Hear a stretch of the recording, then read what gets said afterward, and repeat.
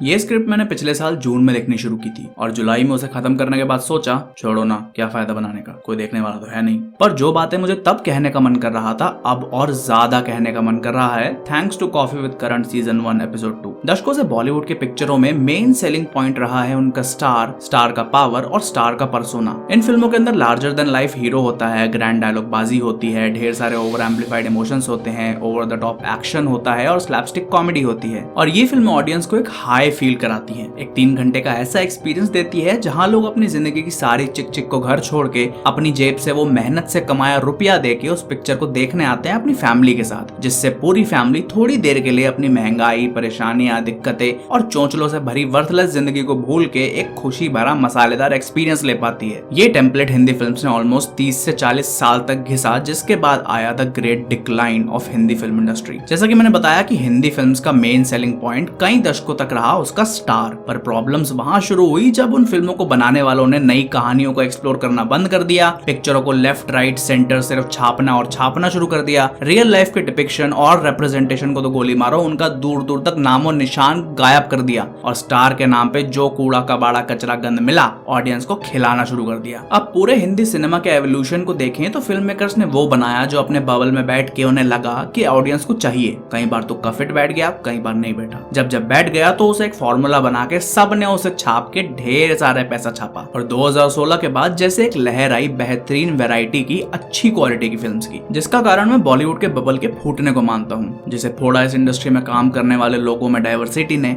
Internet पे पुराने खिलाड़ियों के खिलाफ इकट्ठे हुए हेट ने, बढ़िया माल के मास एक्सपोजर ने और ढेर सारे अनकंट्रोलेबल और अनप्रेडिक्टेबल किस्मत के खेलों ने। खैर बकवास बॉलीवुड फिल्में तो तब भी साथ साथ चल ही रही थी और साथ ही साथ स्टार सिस्टम निमटने लगा। नए एक्टर्स, डायरेक्टर्स, राइटर्स और फिल्म मेकर्स ऑलमोस्ट हर वैरायटी के सब्जेक्ट्स और जॉनर्स की फिल्में बनाने लगे, हॉरर को छोड़ के। और 2018 और 19 कतई जहर साल थे हिंदी फिल्म इंडस्ट्री के लिए, कमाई और क्वालिटी दोनों के मामले में। पूरे देश में ज्यादा इंटरनेट की धूम से एक स्टार के पीछे की मिस्ट्री में आग लग गई, जिसकी वजह से नए लोग नई तरह की फिल्में लाए। इस एरा के बेस्ट एग्जांपल्स हैं Raazi, Mulk, Bhavesh Joshi, Manto, Tumbbad, article 15, Dum Laga Ke Haisha, Udta Punjab, Pink, Kapoor and Sons, etcetera etcetera. 2016 के इस राइज के बाद 2020 में शुरुआत हुई एक और decline of the Hindi film industry की। वो फॉर्चुनेट था या अनफॉर्चुनेट, इसका जवाब मेरे पास तो देखो है नहीं। 2020 की वजह से 2020 से 21 और थोड़ा बहुत 22 में भी थिएटर्स बंद रहे और फिल्म्स डिस्ट्रीब्यूट होने का मेन मीडियम कुछ समय के लिए छुट्टी पे चला गया और उसकी जगह ले ली स्ट्रीमिंग ने, जिसने भयंकर वैरायटी के साथ साथ इंडियन ऑडियंस को कन्वीनियंस का स्वाद भी चखा दिया। और जब स्ट्रीमिंग का खून इंडियन ऑडियंस नामक शेर के मुंह लग गया तो फिल्म डिस्ट्रीब्यूशन और फिल्म बिजनेस सेम कैसे ही रहना था। स्ट्रीमिंग ने कई चीजें करी, लोगों को वर्ल्ड सिनेमा से वाकिफ कराया, इंडिया में फिल्म्स के डिजिटल रिलीज को एक्सिस्टेंस में लाया, पर अच्छी चीजों से ज्यादा कई कतई बुरी चीजें भी करी हैं स्ट्रीमिंग ने। जब कोई चीज कुछ ज्यादा ही एक्सेसिबल और अवेलेबल हो जाती है, सबसे पहले जो होता है उसके साथ वो है उसकी वैल्यू घटना। और फिल्म्स और गाने दोनों के साथ यही हुआ जब उनका डिस्ट्रीब्यूशन डिजिटाइज हुआ। पहले जहां एक नई फिल्म देखने के लिए जेब से कैश निकालना पड़ता था, अपनी तशरीफ उठा के खुद को तकलीफ देके घर से निकलना पड़ता था, एक स्पेसिफिक टाइम पे थिएटरों में जाना पड़ता था, फिल्म को पूरा एक साथ देखना पड़ता था, वहीं अब ऑडियंस फिल्म या थिएटर के हिसाब से नहीं बल्कि फिल्म में ऑडियंस के हिसाब से चलने लगी। और अब फिल्म्स की परफॉर्मेंस उनकी क्वालिटी पे नहीं बल्कि उनकी हाइप है या नहीं उस पे डिपेंड करती है। फिल्म मेकर्स के पास ट्विटर और यूट्यूब जैसे टूल्स आ गए हैं जिनसे आज उनकी जनता किन चीजों के बारे में बावली हुई पड़ी है ये जानना बेहद आसान हो गया है, जिसके देखने में तो लगता है कि वैल्यू है लेकिन एक्चुअली में कोई वैल्यू नहीं है।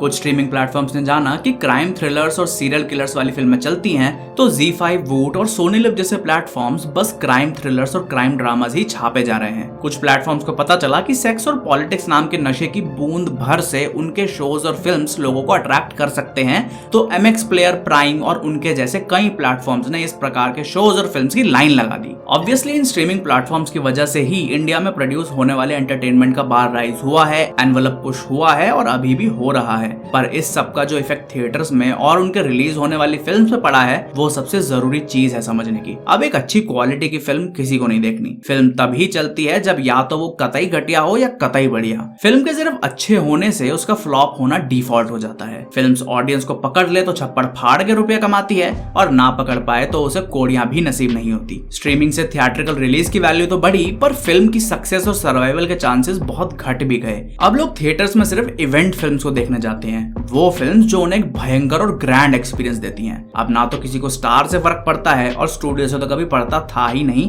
सिर्फ मार्वल स्टूडियोज के एक्सेप्शन के साथ, जो कि आजकल खुद बकवास अनइवेंटफुल फिल्म्स प्रोड्यूस कर रहा है। और सिर्फ अच्छी फिल्म्स लोग अब अपनी उंगलियों के इशारे पे घर बैठे बहुत ही सस्ते में और कई बार तो फ्री में देख लेते हैं। और इस नए मार्केट के डायनामिक्स से अडेप्ट करना हिंदी फिल्म स्टूडियोज के पल्ले पड़ता दिख सा नहीं रहा है। पता है क्या, ये सिचुएशन इंडिया के लिए एक्सक्लूसिव नहीं है। वेस्टर्न कंट्रीज में जहां स्ट्रीमिंग का जन्म हुआ, वहां भी उनकी फिल्म मार्केट्स इन्हीं दिक्कतों से जूझ रही है। लोग थिएटरों में सिर्फ या तो कतई गजब की कोई फिल्म देखने जाते हैं या कोई इवेंट फिल्म, और कई स्टूडियोज ने अपने फॉर्मूलाज बना लिए हैं फिल्म प्रोडक्शन के, जिनको अडेप्ट करके हिंदी फिल्म स्टूडियोज लॉसेस से बच सकते हैं और इस मार्केट में फ्लरिश और उसको एक्सप्लॉइट भी कर सकते हैं। अब देखो, सबसे पहला प्रेडिक्टेबल पॉइंट है इवेंट फिल्म जो काम करती हैं। इन फिल्म्स में प्रोड्यूसर पैसा फूंक सकते हैं, 100, 200, 300 करोड़ फूके जा सकते हैं अगर मेकर्स का ट्रैक रिकॉर्ड या विजन उस लायक है तो। पर अंग्रेजों के फॉर्मूले छाप के नहीं होगा ये काम, नई चीजें करने की मेहनत यहाँ भी करनी पड़ेगी। दूसरा तरीका लॉसेस से बचने का है कि जो फिल्म्स इवेंट फिल्म्स नहीं हैं,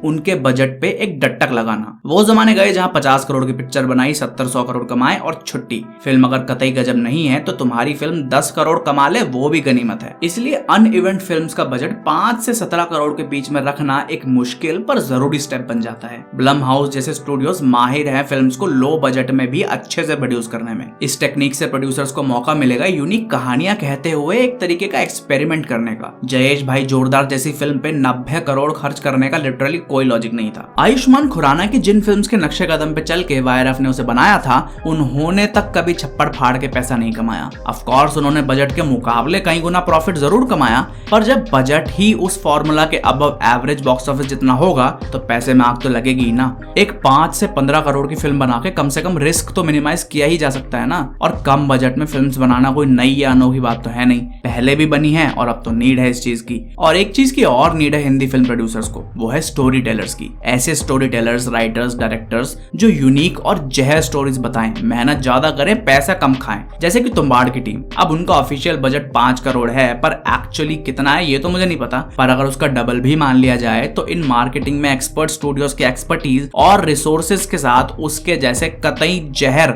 और यूनिक स्टोरीज एक्चुअली में छप्पड़ फाड़ पैसा कमाने का पोटेंशियल रखती हैं। सिर्फ विजन, यूनिक स्टोरीज, बेहतरीन राइटिंग, एक्सपेरिमेंट्स और सबसे जरूरी नए लोगों पे पैसा लगाने का गुर्दा होना चाहिए। गजब की पिक्चर तभी बनेगी जब बजट का 1/3 पैसा स्टार की जगह राइटर और डायरेक्टर को दिया जाए। ऐसे बतेरे एक्टर हैं जो कम पैसे में काम करेंगे, राइटर हैं जो अपनी कहानी बताने के लिए कम पैसे में काम करेंगे, ऐसे डायरेक्टर्स मिल सकते हैं जिनके यूनिक विजन्स प्रोड्यूसर की जेबें भर सकते हैं। बस जरूरत है अपने एस्टैब्लिश्ड लोगों और तरीकों की गांड से मुंडी निकाल के थोड़ी सी क्रिएटिविटी से ऐसे लोग पकड़ के लाना जो डेस्परेट है अपनी कहानियां कहने को, या ऐसी कहानियां पकड़ के लाना जो कि सुनाए जाने के लिए मरी जा रही हैं। और सबसे ज्यादा जरूरत है इंडस्ट्री की अनरीजनेबल प्रैक्टिसेस को उखाड़ के फेंकने की। स्टार को फिल्म के बजट से ज्यादा पैसे खिलाना, मार्केटिंग पे ध्यान न देना, आज के मार्केट के हिसाब से फिल्म की औकात से ज्यादा पैसे में उसे बनाना, ऑलरेडी सुनाई कहानियों को नए कपड़े पहना के फिर से सुनाना। यूनिक और नए लोग, यूनिक और नई कहानियां, अब नीड है इन चीजों की। इंडियन ऑडियंस थिएटर में सीरियस पिक्चरों के लिए पैसा नहीं देती, वो ऑडियंस नेटफ्लिक्स पे ज़ोडियाक देख लेती है। तो कॉमेडी घुसाओ, आइटम नंबर्स या फ्लैशी म्यूजिक वीडियो से मार्केटिंग में घंटा कुछ नहीं होता।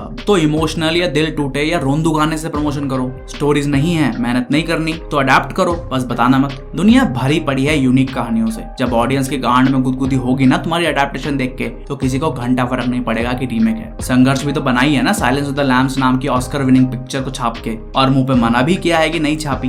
पर पता है क्या, उस और उस जैसी कई फिल्म्स के रूप में उन कहानियों को इंडियन ऑडियंस के लिए इतना गजब तरीके से अडेप्ट किया गया है कि बस क्या बताऊं। संघर्ष आज किसी को दिखा दूं ना तो आदमी देख के बावला हो जाए कि क्या बवाल मजेदार थ्रिलर पिक्चर बनाई है। और बवाल देख के किसी को घंटा फर्क नहीं पड़ता कि छापी थी या लव स्टोरी घुसाई थी या गाने घुसा दिए थे उसमें। आशुतोष राणा की उस फिल्म के कैरेक्टर लज्जा शंकर के बारे में सोच के लोगों की आज भी फटती है। पर हाँ, साउथ इंडियन पिक्चर जिसका हिंदी डब यूट्यूब पे फ्री में पड़ा है, उसका रीमेक बनाओगे तो चूतिया शब्द की मिसालों में तो आओगे ही ना। कम्युनिटीज बनाओ। एमसीयू ने अपनी कम्युनिटी 7 समुंदर दूर से यहाँ बना डाली। उनके पैंतरे उठाओ। प्रोड्यूसर्स को मेहनत करने का मन होना चाहिए बस, और नए तरीके सीखने का भी। इंडिया के अंदर एक हॉरर कम्युनिटी एग्जिस्ट करती है जो कि सालों से पायरेट कर करके पिक्चरें देखे जा रही है। उस ऑडियंस के लिए पिक्चरें बनाओ, कम बजट में बनाओ, थिएटर और स्ट्रीमिंग पे चलाओ। हॉरर वालों को, कॉमेडी वालों को, थ्रिलर वालों को, रोमांस वालों को, फैंटेसी वालों को एक बार उम्मीद की मशाल दिखा के उनकी उम्मीदों पे खड़ा तो उतरो। वो ना आए पैसे फेंकते हुए तुम्हारे ऊपर तो देखना। हर फिल्म में जरूरी नहीं होता कि उसे हर किसी के लिए ही बनाया जाए। कुछ कुछ फिल्म कुछ लोगों के लिए होती है और कुछ किसी और के लिए। अगर एक कम बजट और यूनिक स्टोरी वाली पिक्चर ने एक छोटी सी ऑडियंस को भी अच्छे से पकड़ लिया तो चल गई पिक्चर। एक जमाने में अगर तुम्हारी पिक्चर हर तबके के इंसान के लिए चल जाती थी तो उसका मतलब ये थोड़ी कि चलती ही रहेगी। निशेस को अच्छे से सर्व करके भी काम चल सकता है। प्रेसिडेंट्स हैं इन चीजों के भी दूसरे देशों में। तो बस